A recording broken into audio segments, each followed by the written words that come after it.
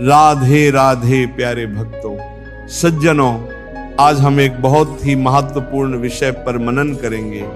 अपना दुख लोगों से कहना बंद करो। बेटा, ये बात जितनी साधारण लगती है उतनी ही गहरी है। हम में से अधिकतर लोग जब भी कोई कष्ट आता है तो दौड़ पड़ते हैं किसी को सुनाने के लिए। किसी को फोन कर देंगे, किसी को रोकर बता देंगे, किसी के सामने अपना दुख बहा देंगे। पर क्या उससे दुख कम हो गया? नहीं, बल्कि मन और भारी हो गया। भक्तों, संत कहते हैं, जिसने दुख सहकर प्रभु का स्मरण किया वही सच्चा साधक हुआ, और जिसने दुख को दुनियादारी की बातचीत में उड़ेल दिया वह कभी भी उस अमूल्य आत्मल को प्राप्त नहीं कर पाया।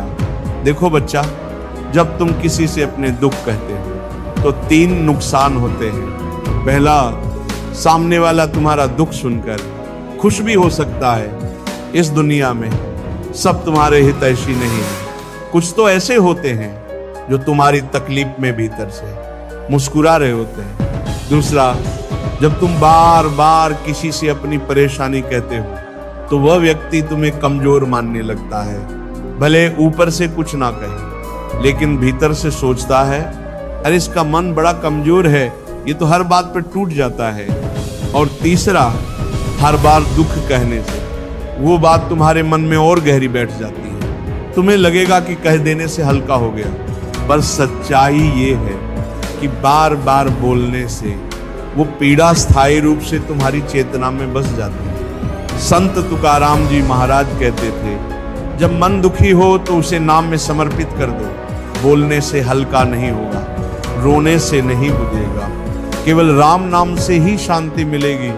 अब मैं तुम्हें एक सच्ची घटना सुनाता हूँ। एक गांव में एक वृद्ध भजनानंदी रहते थे। उनका नाम था हरिदास जी। घर में कठिन स्थिति थी। बेटे उन्हें ताने मारते थे, बहू तिरस्कार करती थी, और पोता पानी तक नहीं पूछता था। लेकिन 70 वर्ष की अवस्था में भी उनका चेहरा शांत रहता था। गांव के कुछ लोग बोले, बाबा, तुम्हारे जीवन में इतनी परेशानी है, फिर भी तुम्हारे चेहरे पर इतनी शांति कैसे? हरिदास जी बोले, मैं दुख को भगवान से कहता हूं, दुनिया से नहीं।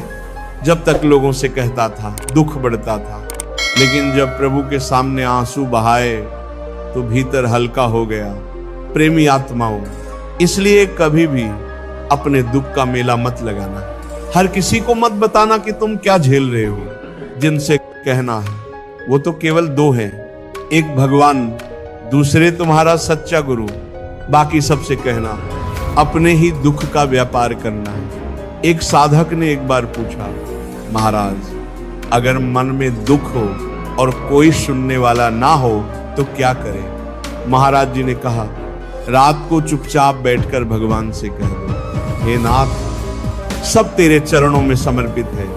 मैं कुछ नहीं जानता, बस तू ही जानता है। मुझे तो केवल तेरा नाम जपना है। इतना कहकर आंखें बंद कर लो और राम राम का जप शुरू कर दो। देखना, जिस मन ने पहले दुख से सिहरन महसूस की थी, वही मन बाद में आनंद से भर उठेगा।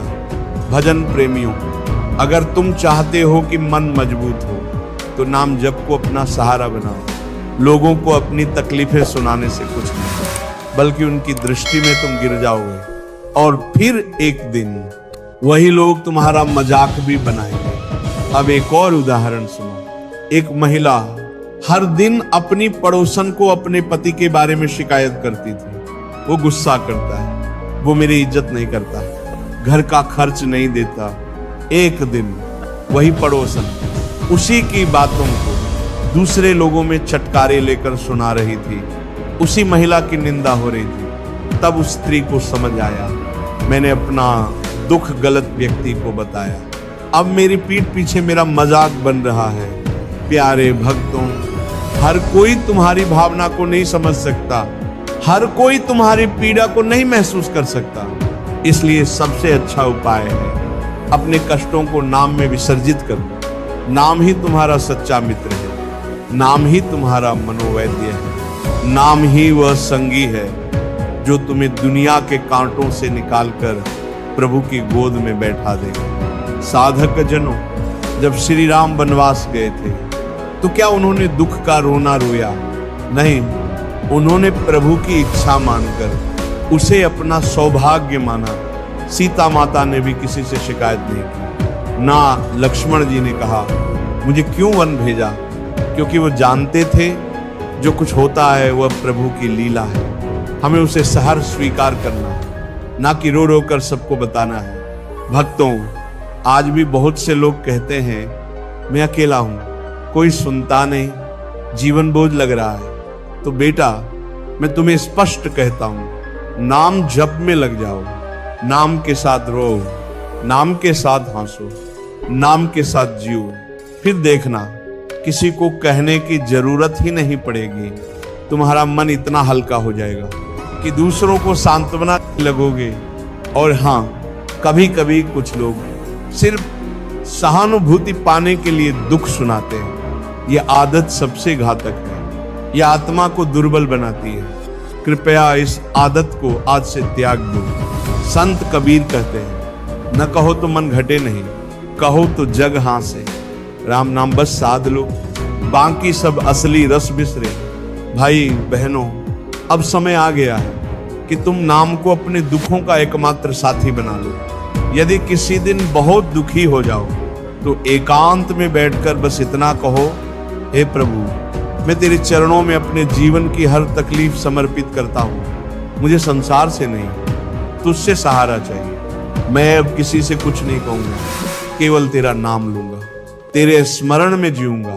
फिर देखो चमत्कार कैसे होता है। तुम्हारा दुख खुद पिघल जाएगा, तुम्हारे अंदर एक नई शक्ति उत्पन्न होगी, और वही शक्ति तुम्हें दुनिया की नजरों से नहीं, प्रभु की कृपा से पहचान दिलाएगी। इसलिए प्यारे भक्तों, आज से एक संकल्प लो, अब कोई दुख किसी को नहीं कहूंगा, सिर्फ नाम जप में ही अपना सब कुछ समर्पित करूंगा। यही है सच्चा साधक बनने का प्रथम चरण। राधे राधे। मैं अब किसी से कुछ नहीं कहूंगा, केवल तेरा नाम लूंगा, तेरे स्मरण में जीऊंगा। फिर देखो चमत्कार कैसे होता है। तुम्हारा दुख खुद पिघल जाएगा, तुम्हारे अंदर एक नई शक्ति उत्पन्न होगी, और वही शक्ति तुम्हें दुनिया की नजरों से नहीं, प्रभु की कृपा से पहचान दिलाएगी। इसलिए प्यारे भक्तों, आज से एक संकल्प लो, अब कोई दुख किसी को नहीं कहूंगा, सिर्फ नाम जप में ही अपना सब कुछ समर्पित करूंगा। यही है सच्चा साधक बनने का प्रथम चरण। राधे राधे।